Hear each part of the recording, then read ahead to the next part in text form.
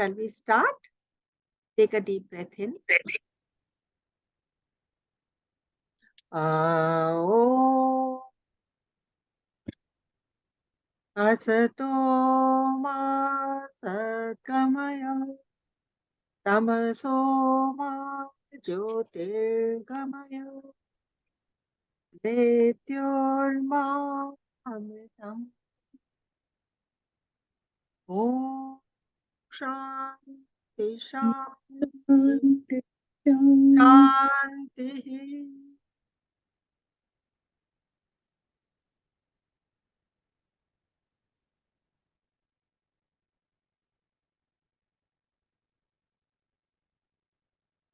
So we are on our 11th session of Yog Vashisht, and today we are going to be doing the 13th story of Yog Vashisht, which is called Shukra Upakhyan.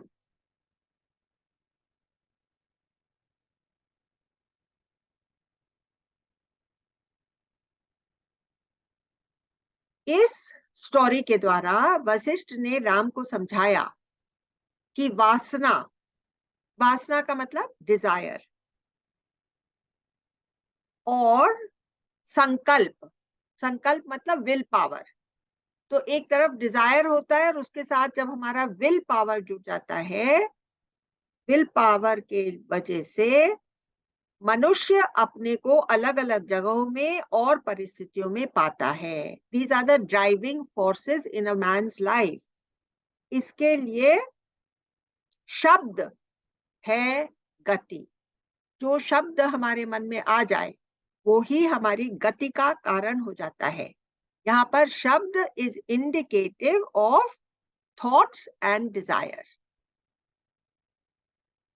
अब आप अपनी ही life से देख लीजिए, यह आपको साफ नजर आएगा कि डिजायर्स ने आपको किन किन मार्गों पर चलाया है, और डिजायर्स का फल इस समय आप भुगत रहे हैं। Connected to this principle of human life is the story called शुक्रोपाख्यान। एक समय की बात है, मंदराचल पर्वत पर भृगु ऋषि घोर तपस्या कर रहे थे। आप लोग को मालूम ही होगा कि जब कोई आदमी ऐसी तपस्या करने को उद्यत होता है तो शरीर की देखरेख के लिए एक डिवोटेड पर्सन का वहां होना बहुत जरूरी होता है, जो शरीर की देखभाल कर सके। यह रोल उनका सर्वगुण संपन्न पुत्र शुक्र ने अपने ऊपर ले लिया था। भृगु ऋषि ने निर्विकल्प समाधि लगाई तो पुत्र शुक्र को कुछ अवकाश मिल गया, उसको थोड़ा फ्री टाइम मिल गया। एक समय वह प्रकृति की अनुपम छटा को निहार रहा था कि उसे आकाश मार्ग से जाती हुई एक बहुत ही लुभावनी अप्सरा विश्वाची दिखाई दी। उसको देखने मात्र से काम वासना उसके अंदर उत्पन्न हो गई और उसके भीतर उसको प्राप्त करने की प्रबल लालसा उदय हो गई। देखिए, इतना सर्वगुण संपन्न था, लेकिन जब ये शरीर धारण करते हैं तो काम वासना हम लोग को कैसे भटका देती है, कुछ समझ में नहीं आता। उसने सोचा इसे प्राप्त करने के लिए देवलोक जाना पड़ेगा। अब वो दिखा रहा है कि जैसे ही डिजायर उठता है और उसके पीछे विल लग जाता है तो आदमी कहां से कहां पहुंच जाता है। इसे प्राप्त करने के लिए देवलोक जाना चाहिए। यह ख्याल आया ही था कि वे अपने सूक्ष्म शरीर से देवलोक पहुंच गए। कौन? शुक्र। किसके पुत्र? भृगु ऋषि के पुत्र। उन्होंने अपने को इंद्रलोक में पाया। वहां पर चारों ओर ऐश्वर्य और सुंदरता बिखरी हुई थी। इंद्र ने शुक्र का आदर किया और उन्हें वहां के सुख भोगने का आमंत्रण दिया। He said, "You are welcome to come and stay here and enjoy the pleasures of स्वर्गलोक." शुक्र का मन तो अप्सरा पर आया ही हुआ था। वह उसे ही स्वर्ग में तलाशने लगा और उसे वह एक दिन बगिया में घूमते हुए मिल भी गई। दोनों को एक दूसरे के प्रति आकर्षण तो था ही, वे लोग मिलने लगे और घनिष्ठता बढ़ गई। पुण्य क्षीण हो जाने पर, when their meritorious karmas were nullified, दोनों धरती पर आ गिरे। Was it of any value? Was it, did it serve any purpose? Okay, they experienced, and how much sukh would they have experienced? Because every sukh is very, very short lived. अब now see, when they returned back to earth, what happened? चंद्रमा की किरणों से कुछ दिन, चंद्रमा की किरणों में कुछ दिन रहने के बाद वे अनाज में पैदा हो गए। शुक्र का वीर्य जिस पौधे में था, वह दशारण्य में रहने वाला एक ब्राह्मण उसको मिल गया और उसने उसको खा लिया। अप्सरा विश्वाची का जीव मालवा प्रदेश के राजा ने खाया। शुक्र ब्राह्मण का पुत्र बना और विश्वाची राजा की कन्या के रूप में पैदा हुई। वह बड़ी रूपवती और गुणवती थी। राजा ने उसका स्वयंवर रचाया और बाय चांस क्या हुआ, वह शुक्र एक नए रूप ब्राह्मण पुत्र के रूप में वहां पर आ पहुंचा और दोनों का विवाह हो गया। उसने किसको माला पहनाई? शुक्र को ही माला पहना दी, जो शुक्र अभी नए रूप में एक ब्राह्मण पुत्र के रूप में वहां आया था। कुछ दिन बाद वह राजा अपने जवाई को राजकाज सौंपकर संन्यास लेकर वन में चले गए। शुक्र ने बहुत दिनों तक राज्य किया और एक दिन मौत के ग्रास बनकर देह त्याग दिया। उसके बाद नेक्स्ट जन्म, अब देखिए कितने जन्म इसमें गिना दिए। बंगाल में धीवर कम्युनिटी में हुआ। धीवर का क्या मतलब? Those who look after the interests of the मछुआरा क्लैन। मछुआरे की जो बस्तियां होती हैं उनको ऑर्गेनाइज करना और लुक आफ्टर देयर इंटरेस्ट, उनको बोलते हैं धीवर। बंगाल में यही सबसे बड़ा पेशा है ना, मछली पालन। तो वहां पर वो जाकर के धीवर के रूप में पैदा हुआ। धीवर मछुआरों की फैमिलीज को ऑर्गेनाइज करते थे और उनके अधिकारों के लिए फाइट करते थे। उसके बाद वह सूर्यवंशी राजा बना। आफ्टर दैट जन्म गॉट ओवर, धीवर का जन्म खत्म हो गया, फिर वो सूर्यवंशी राजा बन गया। अगले जन्म में वह एक विद्वान गुरु हुआ और फिर एक विद्याधर हुआ। मतलब विद्याधर मतलब जो विद्या को धारण करते हैं, विद्या के प्रचार प्रसार में लगे रहते हैं, विद्याधर हुआ। उसके बाद मद्रास का वो राजा बना। फिर देखिए कहाँ कहाँ घूम रहा है। विंध्याचल में किरात हुआ, मतलब हिली ट्राइब्स का राजा। किरात किसको बोलते हैं? हिली ट्राइब्स का राजा। राजा या मंत्री दोनों को किरात बोला जाता है, मतलब ऑफिशियल ओहदे पर जो लोग होते हैं। पर वह गिरता गया। चीन देश में बांस के जंगल में बांस बना, फिर गधा बना, फिर हिरण बना, ताड़ के पेड़ में रहने वाला सांप बना। इस प्रकार अपनी वासना और कर्मों के हिसाब से वह गिरता और उभरता गया और अंत में एक ब्राह्मण कुमार का रूप लिए गंगा के तट पर तपस्या करने लगा। इस प्रकार अपनी वासना और कर्मों के हिसाब से वह गिरता उभरता गया और अंत में वह ब्राह्मण कुमार का रूप लिए गंगा के तट पर तपस्या करने लगा। तपस्या में उसका शरीर सूख गया और वह बहुत ही विकृत हो गया, इमेंसिपेटेड हो गया, नहीं इमेशिएटेड हो गया। अब तक भृगु ऋषि की समाधि छूट गई। अब इधर देखिए इस वाली योनि में क्या हो रहा है। अभी तक भृगु ऋषि तपस्या ही कर रहे हैं, हाँ, उसके फादर भृगु। समाधि टूट गई। शुक्र को अपने पास न पाकर वे चिंतित होकर ढूंढने लगे, तो उन्हें शुक्र का शरीर मृत अवस्था में मिला। अभी हम लोगों ने देखा था ना कि वो बहुत ही ज्यादा इमेशिएटेड हो गया था, कमजोर हो गया था, तो वो मर भी गया होगा। इससे उन्हें काल पर बहुत गुस्सा आया।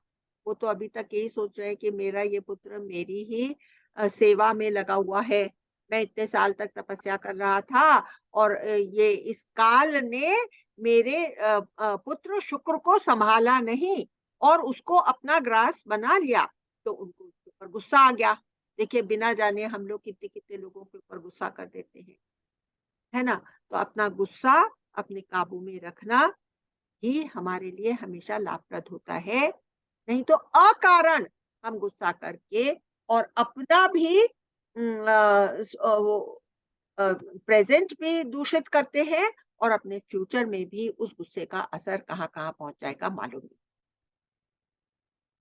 तो काल ने क्या किया, वो स्थूल रूप धारण करके भृगु के सामने आ गया और उसने कहा कि देखिए, इसमें मेरा क्या दोष है? मुझे भगवान ने जो काम सौंपा है, मैं तो वही कर रहा हूँ। आपका पुत्र अपनी वासना और कर्मों के अनुसार बहुत से जन्म लेता रहा है और इस समय अब उस काल ने बता दिया भृगु ऋषि को कि इस समय वह ब्राह्मण का पुत्र बनकर गंगा के किनारे तप कर रहा है। भृगु वहां पहुंचे पर बालक ने उन्हें अपने पिता करके पहचाना नहीं। अभी देखिए, वो एक एक तो जन्म में वो मर गया, ब्राह्मण पुत्र कृश होकर के, है ना? एमाशिएटेड होकर के वो मर गया। अब दूसरा उसने जन्म ले लिया और अभी भी वो तपस्या कर रहा है गंगा के तट पर। भृगु वहां पहुंचे पर बालक ने उन्हें अपने पिता करके पहचाना नहीं। तो भृगु ने कहा, तपस्या या समाधि लगा कर देखो।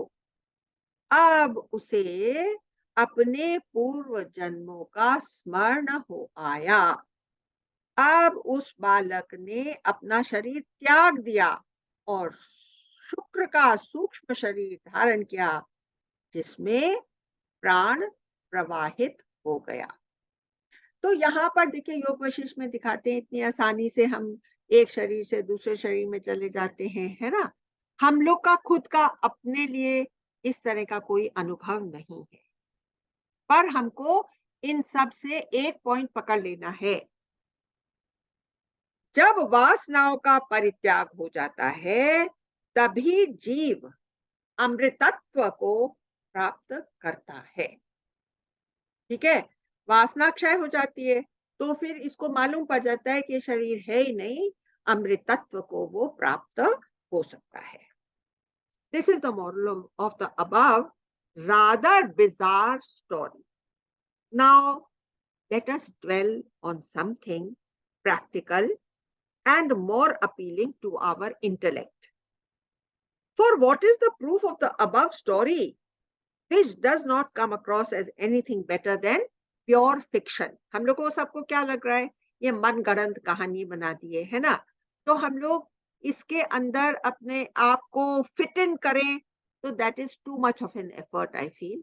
So let us take ourselves a notch further in our quest for self realization through something which is more direct and more appealing rather than going roundabout through these kind of stories. That is what I believe. In this, I want to start with Gurudev's words. Gurudev's words are so inspiring. What does he say? Practical, very, very practical. Have the confidence and the masti, दो चीज, confidence और मस्ती, इससे गुरुदेव हम लोग को bless करते हैं. To come home on any given day and say happily with a smile on your face, everything I did today flopped. How many of us can say with a smile that everything I did today has flopped? Even if we do say it, we'll say it with a frown or with our lips turned downward in a depressed way. Gurudev says, say it with a smile, have that confidence and the masti to be able to say this thing with a smile. Everything I did today was flopped. इस संसार में हम जो कुछ भी कर्म करते हैं, it is not certain that we will succeed. It can flop. There are so many factors which come into play. We never know what we will succeed at. इसलिए कृष्ण ने कहा था, कर्म का फल तुम्हारे हाथ में नहीं. He is telling us not to take life too seriously, to be able to smile or laugh at your own mistakes. I am also asking you to look upon Yog Vashisht as a fiction and let it not play too much on your mind. क्या होता है कि जब हम योग वशिष्ठ को बिल्कुल verbatim ले लेते हैं, तो अरे मेरे मन में ये ख्याल आ गया, ओहो अब तो ये होने वाला है. Don't be like that. Take it with a pinch of salt, forget about it, go about life in a normal, natural way, not giving too much importance to what is happening in the mind. Anyway, you're not the mind. What have we learned? We are the self. Mind में हजार चीजें आती हैं, उसका क्या करें, बैठ करके अचार डालें क्या? उसको छोड़ देना चाहिए, वहीं का वहीं ड्रॉप कर देना चाहिए. After all, Vashisht is making use of these stories as a technique to instill a certain point of view in Rama. समझ गए ये बात? Is it clear? Is everybody listening or is everybody dozing? I would like to know. Everybody is listening? Very nice. One thumbs up, at least I feel a little reassured. है ना? Okay, second also. Very good.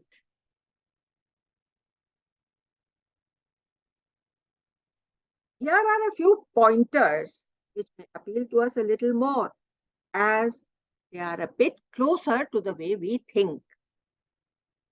कुछ समय अपने आप को दीजिए. कहीं पर आराम से अकेले में बैठ जाइए. मनीषा कहेगी मैं तो अपने आप को बहुत समय देती हूँ. आप एक ऐसी स्थिति में अपने को पाएंगे. देखिए, when you are giving time only to yourself, you just dropped your eyelids on your eyes, and where do you find yourself? ऐसी जगह में पाएंगे जहां केवल कैवल्य अपनी ही अस्मिता में होगा, अपने ही मैं पने इजनेस में होगा. Have we experienced that in our meditations? That basic I exist, यहाँ feeling I exist in you is consciousness. मेरा शुद्ध आत्म तत्व, उसकी पहचान कर लीजिए. पर अपनी जिंदगी में हम अपने आप को क्या क्या मानने लगे हैं. मैं ये बॉडी हूं, मैं माइंड हूं. यही तो धोखा है. इसे छोड़ दीजिए, भूल को भुला दीजिए.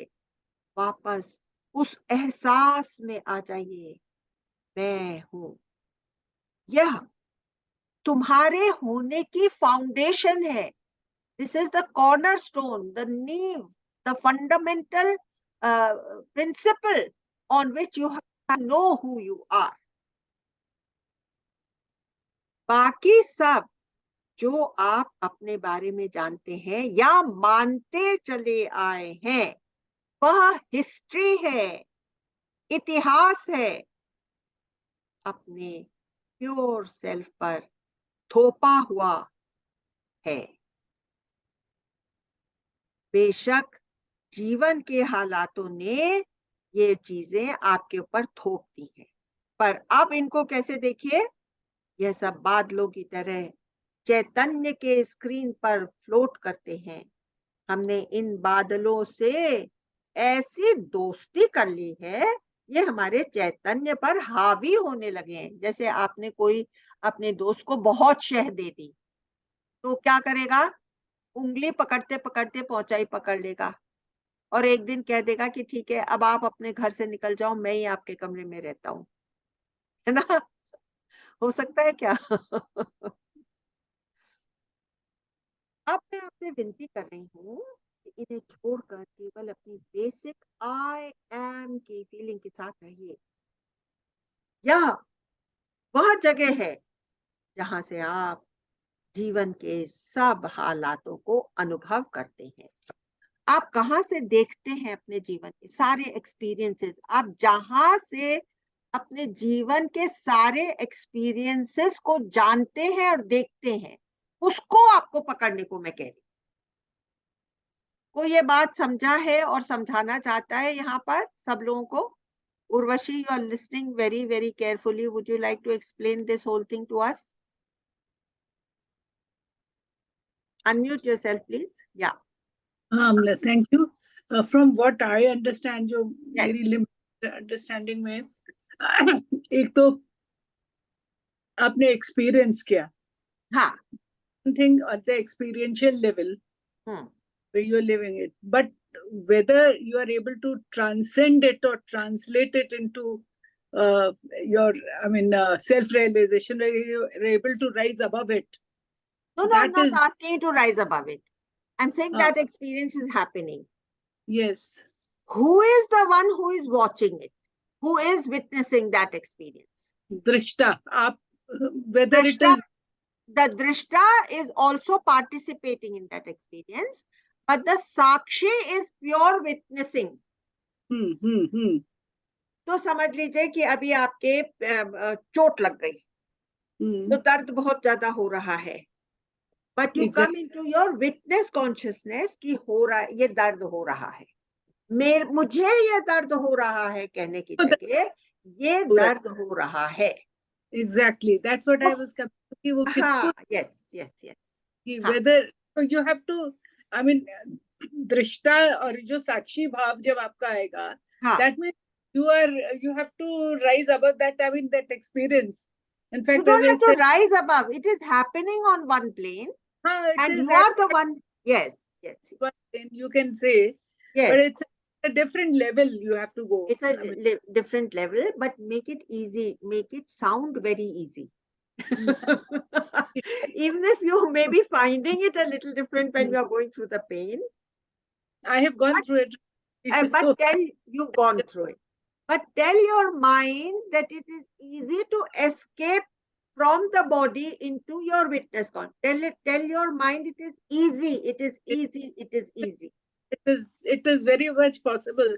It's in the realities. Yes, that is what I want you to use. Such words which will make you listen to it, and also others feel that it is easy to do this. Exactly. So, but from why I was saying to rise above, जो मेरा personal experience हुआ था, I was when I had this fall and I broke my hip bone, and I was for 10 hours. Nobody was there to even hear me. So in that resort, so that initial 2-3 hours, it was extremely painful. But once I decided to, I mean, I could realize that I somehow was watching myself lying on the floor from a different plane. That that is my body which is feeling the pain. That's not me. So the pain vanished, and I was very happy. Oh my God, that really deserves a clap, my dear. My God. So the next 8 hours, I was in bliss. I mean, people ask me कि क्या हुआ दर्द मुझे first-hand experience, Amla ji. She's gone first-hand experience. And relating it अभी जैसे कि अभी bake हुई है केक और उसकी खुशबू अभी तक है तुम्हारे दिल में. 8 महीने हो गए वैसे तो. But you're relating it so well that it feels that it has happened yesterday, that you went through this kind of an experience. So exactly. So that is the thing what I was trying to say. कि मुझे जो feeling आई कि I mean I'm watching from above and so lovely. It's not and exactly. So but would this have been possible if you hadn't heard the Vedant? I may not be. Yes, you're right. I mean, one's head. You see, you have to pehchano it. You have to know when to make use of what. To reach that again, to reach that kind of level. Yes. वरना वही हो जाता है. I mean, that's what I said कि I was thanking God कि I did not have a panic attack. I was very calm despite all that. Wow. कि I did best. 2 घंटे हम काफी रो लिए, गा लिए, चिल्ला लिए, लोगों को बुलाया. Nobody. Then I realized कि सुबह 8 बजे से पहले nobody will hear me, nobody will be able to help me. So why cry the whole night? So might as well. That's how then I realized कि that's my body which is feeling the pain, not me. Right.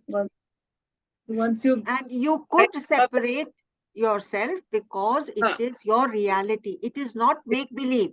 It is your reality. Therefore, you were able to separate. Absolutely. It was, as I said, experiential level, first hand experience. Wow. It was Too good, too good. Thank you. That was my experience. Anyway, Good. so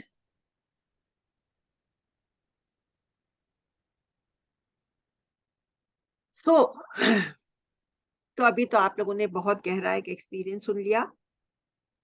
तो ये कह रहे हैं कि बाकी सब चीज आपकी हिस्ट्री है, इतिहास है, अपने प्योर सेल्फ पर थोपा हुआ एक एक्सपीरियंस है। ये सब जीवन के हालातों से आप बेशक गुजरे हो, यह सब बादलों की तरह चैतन्य के स्क्रीन पर फ्लोट करता है। हमने इन बादलों से ऐसी दोस्ती कर ली है कि ये हमारे चैतन्य पर हावी होने लगे हैं। अब मैं आपसे विनती कर रही हूँ कि इन्हें छोड़कर केवल अपनी बेसिक आई एम की फीलिंग के साथ रहिए। यह वह जगह है जहां से आप जीवन के सब हालातों को अनुभव करते हैं। ये आपके मन के पीछे है, इंद्रियों के पीछे है। कौन? ये जो साक्षी है आपका, ये आपके मन के पीछे है, आपकी इंद्रियों के पीछे है। ये उन्हें सपोर्ट कर रहा है, शक्ति प्रदान कर रहा है, अर्थात उनसे ज्यादा सटल है और उनसे ज्यादा ताकतवर है।